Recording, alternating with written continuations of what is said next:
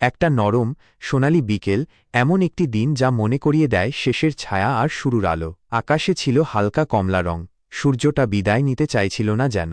শহরের পাশের ছোট্ট পার্কে হ্রদের ধারে একটি পুরনো কাঠের বেঞ্চে বসেছিল তারা দুজন, যেন পুরো পৃথিবী কেবল তাদের জন্যই কিছুক্ষণ থেমে গেছে। সীমা তাকিয়েছিল শোভনের দিকে, তার শৈশবের বন্ধু, তার প্রথম ভালোবাসা, সেই ছেলে যে একদিন আম গাছের গায়ে তার নাম খোদাই করে লজ্জায় পালিয়ে গিয়েছিল।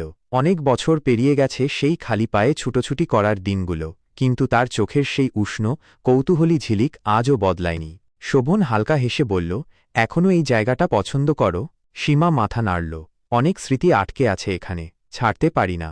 তারা একসাথে দেখল হ্রদের জলে হাওয়ার নরম দোলা, গাছেরা যেন বাতাসে দুলে পুরনো দিনের কথা মনে করিয়ে দিচ্ছে। বহু বছর তারা কথা বলেনি, জীবন তাদের আলাদা পথে নিয়ে গিয়েছিল।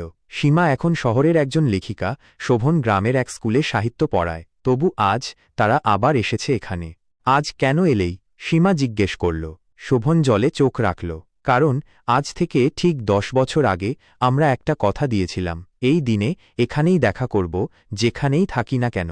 সীমা প্রায় ভুলেই গিয়েছিল সেই রাতটা। কলেজে যাওয়ার আগের রাত তারা এই একই হ্রদের ধারে দাঁড়িয়ে আকাশের তারা গুনছিল আর প্রতিশ্রুতি দিয়েছিল, 10 বছর পর ঠিক এই দিন এই জায়গায় দেখা করব। শোভন হেসে বলল, ভেবেছিলাম ভুলে গেছ।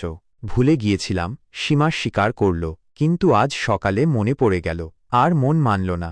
তাদের মাঝে আবার নীরবতা, কিন্তু এবার সেই নীরবতা ভরা, না বলা কথায়, হারিয়ে যাওয়া সম্ভাবনায়, পুরনো ভালোবাসায়। কাছের এক বেঞ্চ থেকে শিশুদের হাসির শব্দ ভেসে আসছিল। দূরে একটা পাখি গাইছিল, যেন কিছুই বোঝে না স্মৃতির ভার। তুমি সুখে আছো? সীমা বলল, হ্যাঁ, শান্তিতে আছি। সাহিত্যের ক্লাস নেই, ভালো লাগে। আর আমি প্রেম নিয়ে লিখি। সীমা হেসে বলল, কিন্তু অনেকদিন প্রেমে বিশ্বাস ছিল না। শোভন ধীরে বলল, প্রেম হয়তো সবসময় নাটকীয় কিছু না। হয়তো প্রেম মানে 10 বছর পরেও কেউ কথা মনে রাখে আর দেখা করতে আসে। সীমার চোখ ভিজে গেল। সে আশা করেনি আজ কাঁদবে, ভাবেনি যে একটি নিরীহ প্রতিশ্রুতি এত গভীর হতে পারে। সূর্যটা আরও নিচে নামছিল, হ্রদের জল যেন গলানো সোনায় রূপ নিচ্ছিল। তারা কিছু বলল না, কিছু বলার দরকারও পড়েনি। নীরবতায় সব ছিল, অতীত, বর্তমান আর হয়তো ভবিষ্যতেরও ইঙ্গিত। সেদিন কোনো নাটকীয় প্রকাশ ছিল না, ছিল না কোনো জোরালো দৃশ্য। শুধু দুটো হৃদয় পাশাপাশি বসেছিল এবং অনুভব করছিল যে কিছু ভালোবাসা সত্যিই সময়ের ওপারে দাঁড়িয়ে থাকে। বহু বছর পর সীমার সবচেয়ে জনপ্রিয় উপন্যাসে থাকবে এই উৎসর্গটি, সেদিন তারা দুজনের জন্য যারা কথা রেখেছিল আর ফিরে এসেছিল।